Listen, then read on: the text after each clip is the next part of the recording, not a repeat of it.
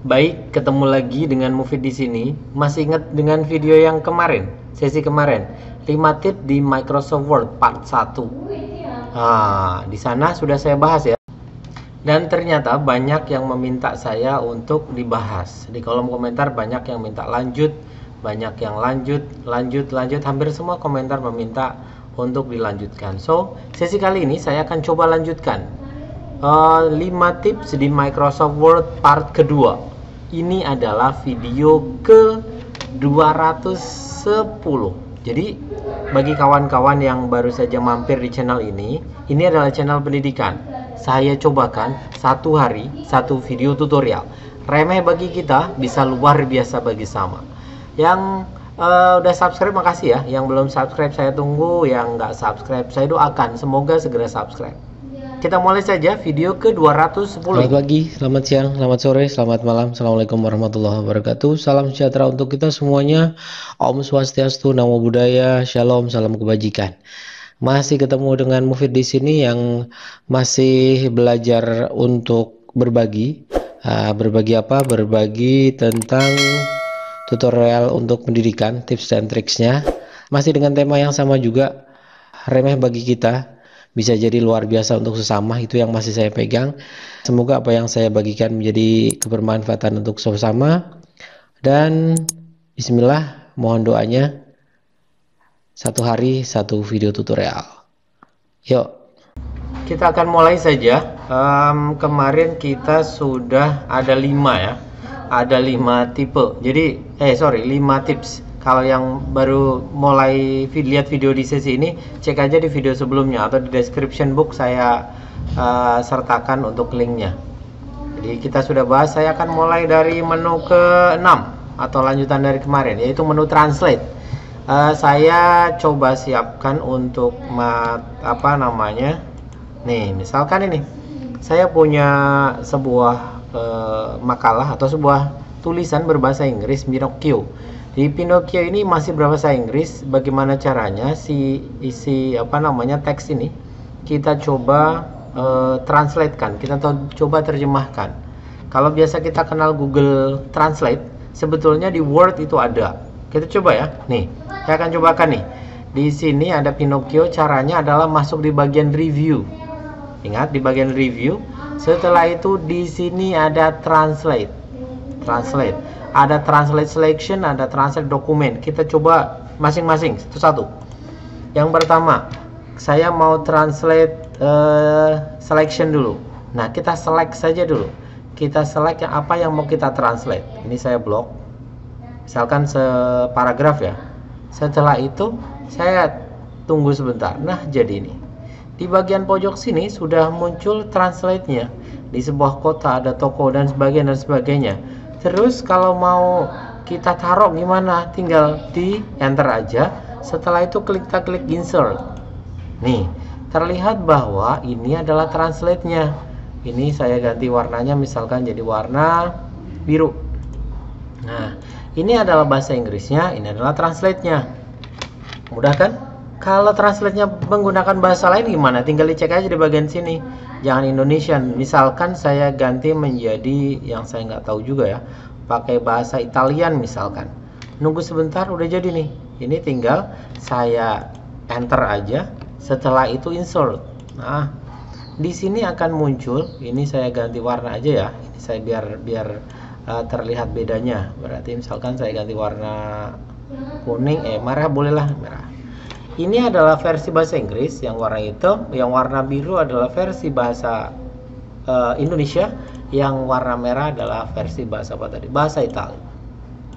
Begitu simpelnya. Yang kedua, belum yang kedua ya, sorry. Kita masih dalam menu translate. Ini berarti saya nggak jadi ya, ini karena saya coba untuk translate-nya. Ini saya delete ya, delete aja, delete. Oke. Saya coba pakai translate, tapi translate dokumen. Jadi satu dokumen kita translate semua. Kalau yang tadi kan per selection, kita bisa translate semua dokumen secara keseluruhan menjadi dokumen baru. Kita coba ya. Caranya juga masih sama di menu review. Di menu review, setelah itu ada translate. Kita pakai translate dokumen. Translate dokumen. tunggu sebentar. Di bagian atas di sini terlihat bahwa from English to Indonesian. Jadi saya akan mentranslate dari dokumen berbahasa Inggris menjadi sebuah teks atau file dalam bentuk bahasa Indonesia. Setelah itu saya tinggal klik translate, itu aja. Kita coba klik translate. Nunggu sebentar, ini translating, lagi proses untuk mentranslate atau menerjemahkan dalam bahasa Indonesia.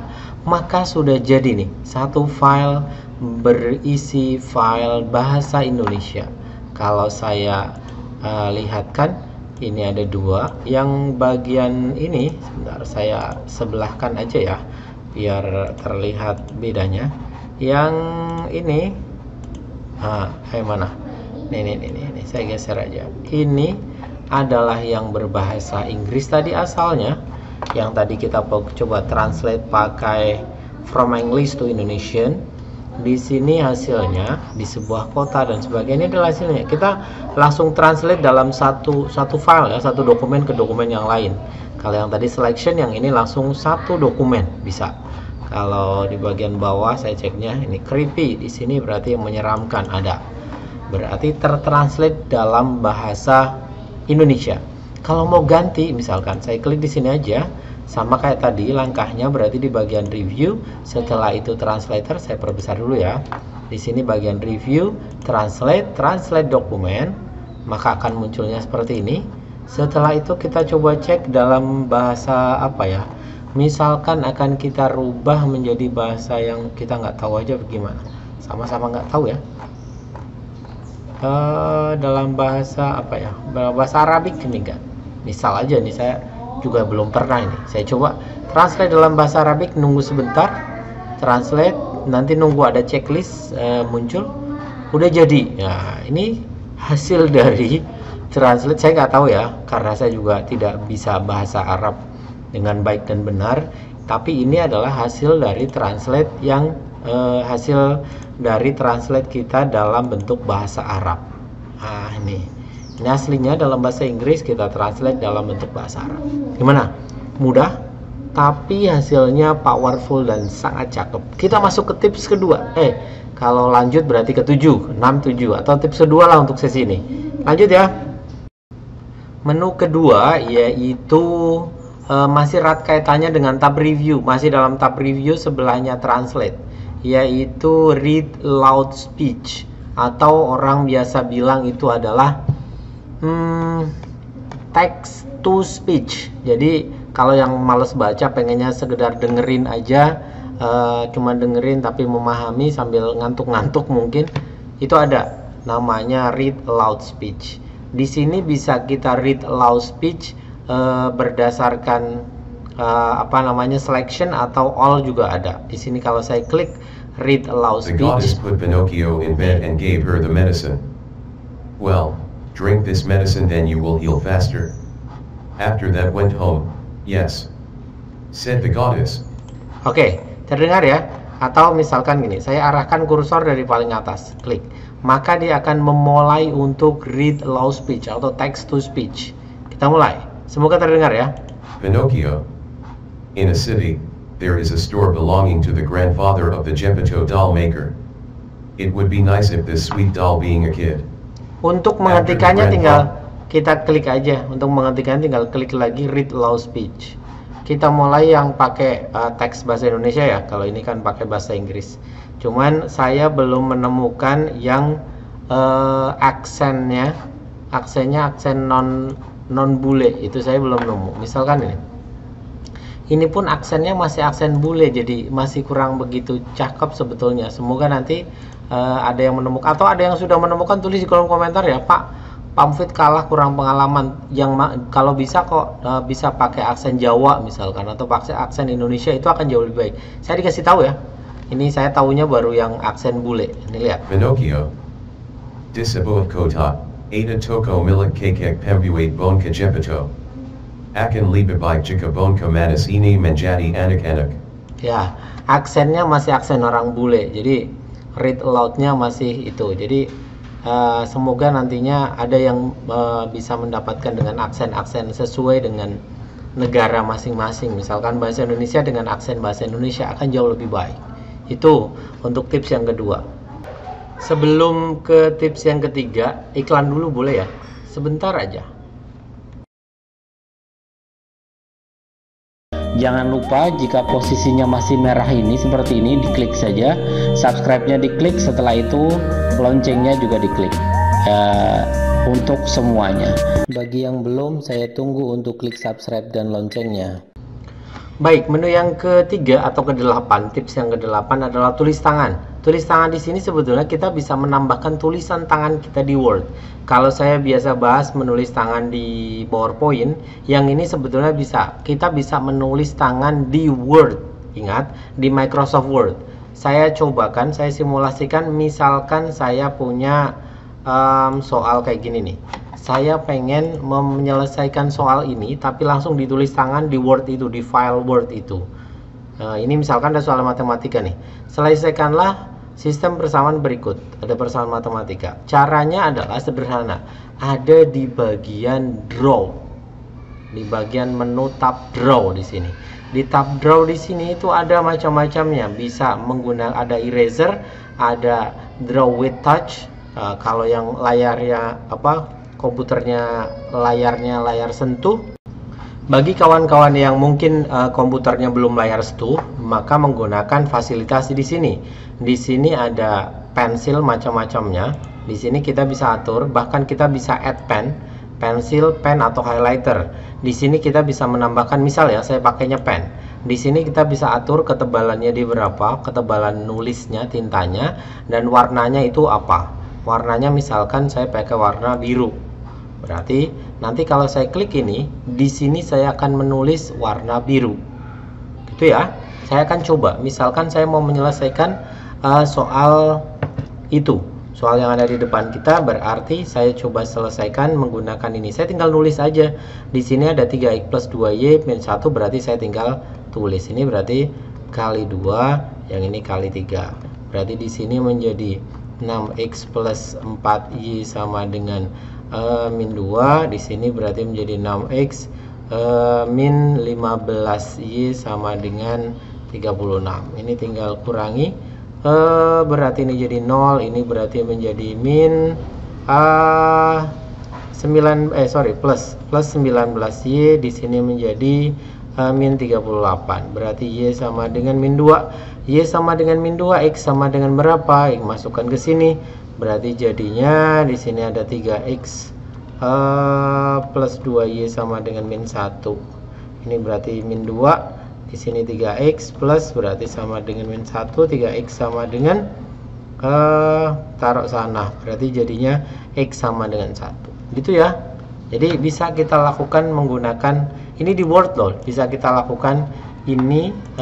Kalau kembali ke normal berarti tinggal masuk ke selection. Ini berarti menjadi sebuah tulisan oret-oretan gambar. Nah, ada tips lagi nih agar ini menjadi bisa kita pindah-pindah sesuai dengan suka-suka kita. Kalau yang ini kan terpisah dalam macam-macam. Ini kalau kita geser kan jadi nggak cakep juga. Ini kita pakai yang ini, ink to shape.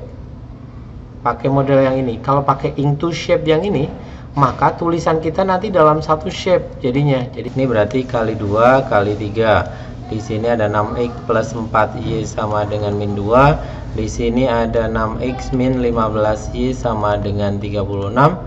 Eliminasi, berarti ini jadi 0. Ini berarti jadi plus 38. 19. 19y sama dengan 38 min y sama dengan min 2, x sama dengan 1. Kita lihat bedanya dengan yang tadi. Kalau saya klik into shape tadi, ini selection, maka kita lihat yang ini kan pisah-pisah dia. Ini kan pisah-pisah per partnya. Jadi kalau kita geser-geser nanti nggak cakep. Tapi kalau begitu into shape, dia bisa langsung sendiri nih. Berarti ini bisa kita delete. Kita delete lagi. Misalkan kita selection aja, ini kita delete. Nah, kita bisa taruh dia di sini. Nah, untuk mengerjakannya. Oke. Begitu. Itu untuk tips yang ketiga. Lanjut ke 4. Tips yang keempat atau yang ke-9 adalah membuat equation sendiri. Membuat equation sendiri tadi saya masih lanjut dengan yang ini aja ya. Nah, di sini sebetulnya masih sama di bagian draw. Di menu draw di sini sebetulnya ada ink to math. Kalau yang tadi ink to shape, yang ini menjadi ink to math. Jadi kita tidak harus membuat sebuah equation ini untuk guru matematika, untuk dosen matematika dan sebagainya yang biasanya kesulitan dalam membuat rumus matematika. Nah, di sini sebetulnya sudah ada dituliskan ink to math, tinggal menulis saja di bagian ini, maka akan menjadi sebuah equation matematika. Contoh ya, ini saya langsung nulis saja di bagian ini. Saya tulis misalkan x kuadrat ditambah 2y kuadrat sama dengan 16. Misal, tinggal kita insert aja, insert. Maka jadi nih x kuadrat ditambah, nah, aduh, sorry, ini tinggal saya geser aja. Oh, tinggal diantar aja ya, sorry. Ini tinggal diantar aja, jadi ini geser. Oke, ini udah jadi. Misalkan lagi ada di bagian draw, di bagian ini ink to math, tulis aja di sini.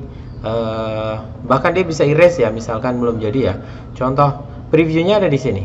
Misalkan 3 log 8. 3 log 8 sama dengan A.